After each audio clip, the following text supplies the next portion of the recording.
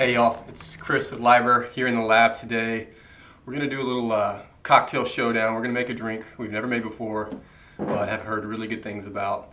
It's called the Ipa Mazing. It's a beer cocktail. Got a good pedigree. It comes from Dave Nurmi at Porchlight in New York City. That cocktail that he came up with is like super crafty. I mean, he calls for like a beer syrup with xanthan gum, and also the crazy stuff, bitters, salt solutions. So we're gonna try to adapt this Ipa Mazing drink right now and see if we can get like a workable recipe. So let's dive in. And we're gonna start with the syrup that Dave recommended, passionfruit syrup. Y'all know we make a great one. So we're gonna do ½ ounce of our passionfruit syrup. The original recipe called for grapefruit juice, but since we make an amazing grapefruit cordial, we're gonna try it with this and sub in a little lemon juice to kind of take back some of the acidity that we're going to lose without that grapefruit juice. So we're going to start just with a ½ ounce of grapefruit cordial. We're going to add a ½ ounce of fresh lemon juice. The original recipe called for 1.5 ounces of gin. I don't see any reason to change that. We're going to reach for Sipsmith. It's a good London style gin, and do 1.5 ounces. We're going to simplify things here. So we've gotten rid of the beer syrup. We're going to keep the salt and the grapefruit bitters addition. We've made a 10-to-1 saline solution, so just French gray sea salt and water. We're gonna add 2 dashes straight to the tin to shake it all up. Grapefruit bitters, we're gonna play around. We have 2 different ones here. We have Bitter Truth, which is much more sort of juicy and true to the fruit. And then we have Bittermen's, which is a hopped grapefruit bitters, so has some of that floral, probably a little bit bitter, citrusy, hop flavor. That's going to complement the beer. I don't know if it's going to get lost here and maybe not really show up, or if it's going to accent it nicely. But I'm going to try this first version with Bitterman's hopped grapefruit bitters. I'm going to do a full kind of pour of these. It's going to be equivalent to a dash of bitters. One key ingredient we're going to leave out is Suze.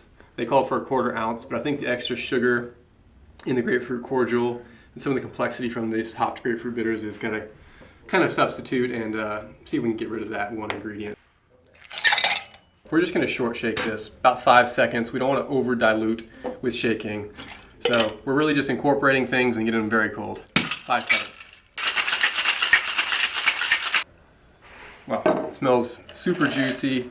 A ton of passion fruit on the nose. It smells a lot more intense than I expected. So let's strain it out into glass and see what we end up with. We're going to show you a technique that I like to employ if we're going to top a drink with anything carbonated. So this drink is called for IPA. We got a local squirt gun IPA from Real Ale Brewing. Has kind of a big juicy character. It says it right there on the can. So not sure if this is going to be too much fruit. Maybe you want to go with something more bitter and astringent, but we're going to try it out. What I'm going to do is add about 3 ounces of this beer straight into the glass.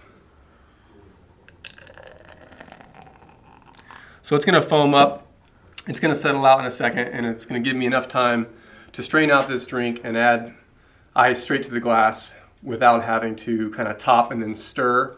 When you top and then stir, you kind of lose some of that carbonation. So we're going to see if this works better for this drink. Okay, so we got 3 ounces of the IPA in the glass, and we're going to go ahead and strain out the shaken cocktail straight onto it. It's going to help everything mix together.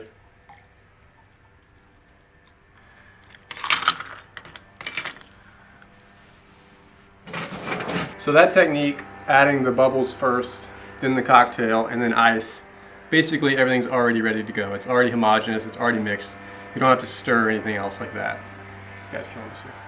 So building this drink the way we did, adding the beer first, then the strained cocktail and topping with ice, automatically creates a well-mixed homogeneous cocktail. We don't need to get a bar spoon or anything and stir and kind of kill some of the bubbles and some of the carbonation. It's kind of just ready to go. So that's kind of one benefit of that technique of basically building from the bottom up, starting with the bubbles.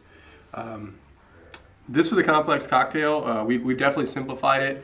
I wouldn't say we've taken shortcuts, but I think what we're highlighting here is the fact that really good, high quality ingredients can kind of take a drink out of the chemistry lab and make it more accessible. We got rid of xanthan gum, we got rid of a beer syrup, beer foam, and really just simplified it around good quality syrups, beer, gin, I mean, this is a drink that I think anybody could make at home. I'm a little skeptical that I nailed this on the first kind of redo. It was a complicated drink, but let's give it a try, see what we think.